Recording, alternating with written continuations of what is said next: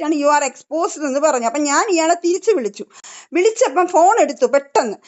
എടുത്തിട്ട് ഇയാൾ പറയുവാണ്, നിന്റെ ഫോട്ടോസും മറ്റു കാര്യങ്ങളും ഈ ചാറ്റും ഞാൻ എക്സ്പോസ് ചെയ്യാതിരിക്കണമെങ്കിൽ ഞാൻ പറയുന്ന ഹോട്ടലിൽ നീ വരണം, അന്ന് നമുക്ക് സോൾവ് ചെയ്യാം ഇതെന്ന് പറഞ്ഞു. ഹായ് ഹലോ നമസ്കാരം, ഞാൻ അനിൽ ചന്തോച്ചിറ.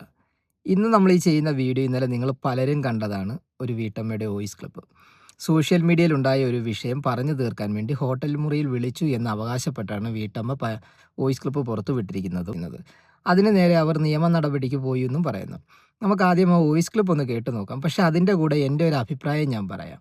എൻ്റെ പ്രിയ സുഹൃത്തുക്കളോട് എനിക്ക് പറയാനുള്ളത്, നമ്മുടെ സോഷ്യൽ മീഡിയയിൽ ഒരു സബ്ജക്റ്റ് വരുമ്പോൾ അതിനെ അനുകൂലിച്ചും എങ്കിൽ വിമർശിച്ചും രണ്ട് ടീമായിട്ട് തന്നെ എപ്പോഴും ആ സബ്ജക്റ്റ് സംസാരിക്കാറുണ്ട്.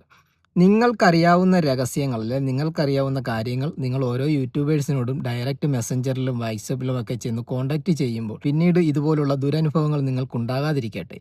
ഇത് സോഷ്യൽ മീഡിയയിൽ സജീവമായി പലരും വീഡിയോ ചെയ്തിട്ടുണ്ട്. അതിൻ്റെ അടിസ്ഥാനത്തിലാണ് ഞാൻ ഈ ഒരു സബ്ജക്റ്റ് എടുത്തത്. പക്ഷേ ഇതിനകത്ത് ശരിയെന്തോ തെറ്റെന്തോ എനിക്കറിയില്ല. എന്തായാലും നിയമത്തിൻ്റെ വഴിക്ക് പോട്ടെ. വീട്ടമ്മയുടെ ഭാഗത്ത് സത്യമുണ്ടെങ്കിൽ അവർക്ക് നീതി ലഭിക്കട്ടെ. ഇത് സ്ത്രീയായാലും പുരുഷനായാലും തെറ്റ് ചെയ്താൽ ശിക്ഷിക്കപ്പെടണം എന്ന് തന്നെയാണ് ഞാൻ ആഗ്രഹിക്കുന്നത്. നമുക്ക് ഈ വോയിസ് ക്ലിപ്പ് ഒന്ന് കേട്ട് നോക്കാം. അപ്പോൾ എനിക്ക് എന്നെ പറ്റി ഒരു നെറ്റില് ഷെഫീന ബീവിയും ഈ രാജ് ടോക്സ് നടത്തുന്ന രാജേഷ് രാജ് എന്ന് പറഞ്ഞ ആളും കൂടെ ഒരു വീഡിയോ ഇപ്പോൾ ഞാൻ അവരെ ശപിക്കുന്നു എന്ന് പറഞ്ഞുകൊണ്ട് ഉള്ള ഒരു വീഡിയോ ഇപ്പം സർക്കുലേറ്റ് ചെയ്തുകൊണ്ടിരിക്കുകയാണ്. അതിന്റെ താഴെ ഒരുപാട് അശ്ലീല കമന്റുകൾ വന്നുകൊണ്ടിരിക്കുകയാണ്. അവരുടെ രണ്ടുപേരുടെയും യൂട്യൂബ് ചാനലിലും ഷെഫീന അവരുടെ ഫേസ്ബുക്കിലും ഇത് ഇട്ടിട്ടുണ്ട്.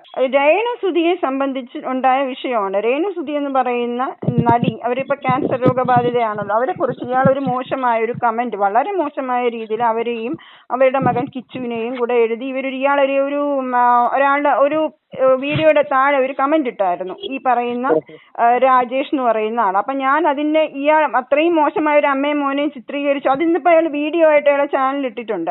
അപ്പൊ ഞാനത് ചോദ്യം ചെയ്തു. ഇയാളെ മെസ്സഞ്ചറിൽ പോയിട്ട് ഞാൻ പറഞ്ഞു, ഇങ്ങനെ എന്തിനാണ് നിങ്ങൾ എഴുതിയത്? അവര് ഇങ്ങനെ ഒരു അസുഖം വന്ന് ഒരു മനുഷ്യനല്ലേ, അവർക്ക് എന്ത് വേണേലും എപ്പോ വേണേലും സംഭവിക്കാം, അവരോട് അല്പം കരുണയായിക്കൂടെ എന്നൊക്കെ പറഞ്ഞ് ഞാൻ എഴുതിയപ്പോ ഇയാള് എന്നോട് സംസാരിക്കുകയല്ല ചെയ്യുന്നത്, ഇയാൾ ചാറ്റ് ചെയ്യാണ്. ഇയാൾ ടൈപ്പ് ചെയ്ത് കുറെ എസ്സേ പോലെ എഴുതി. ഞാൻ എന്റെ അഡ്വക്കേറ്റിനും ഞങ്ങളിത് പ്രൈവറ്റ് കംപ്ലൈന്റ് ഫയൽ ചെയ്ത് കഴിഞ്ഞു കോർട്ടിൽ. അതിലേക്ക് അപ്പോൾ ഇന്നലെ സൈബർ സെല്ലിലും ഇപ്പോൾ കംപ്ലൈന്റ് പരതി. അപ്പോൾ അവർ പറഞ്ഞു പ്രൈവറ്റ് കംപ്ലൈന്റ് ആയിട്ട് പോകുന്നതാണ് നല്ലതെന്ന് പറഞ്ഞ് ഞങ്ങൾ പ്രൈവറ്റ് കംപ്ലൈന്റ് ഫയൽ ചെയ്തിട്ടുണ്ട്. ഇയാൾ എന്നോട് സംസാരിച്ച കംപ്ലീറ്റ് ചാറ്റ്, എനിക്ക് വാട്സപ്പിൽ അയച്ച മെസ്സേജസ്, ഇതെല്ലാം ഞാൻ വെച്ച് കംപ്ലൈന്റ് ഫയൽ ചെയ്തു. കാര്യം നമ്മൾ കേസ് ഫയൽ ചെയ്യുന്നുണ്ടോ, പോലീസ് പറഞ്ഞു കേസുമായിട്ട് കോർട്ടിലേക്ക് ഫയൽ ചെയ്യുന്ന കേസുകളായതുകൊണ്ട്. എന്തായാലും ഇതിൻ്റെ അഭിപ്രായം എന്താണെന്ന് നിങ്ങൾ കമൻറ്റ് ചെയ്യുക. ഞാൻ സ്നേഹിക്കുന്ന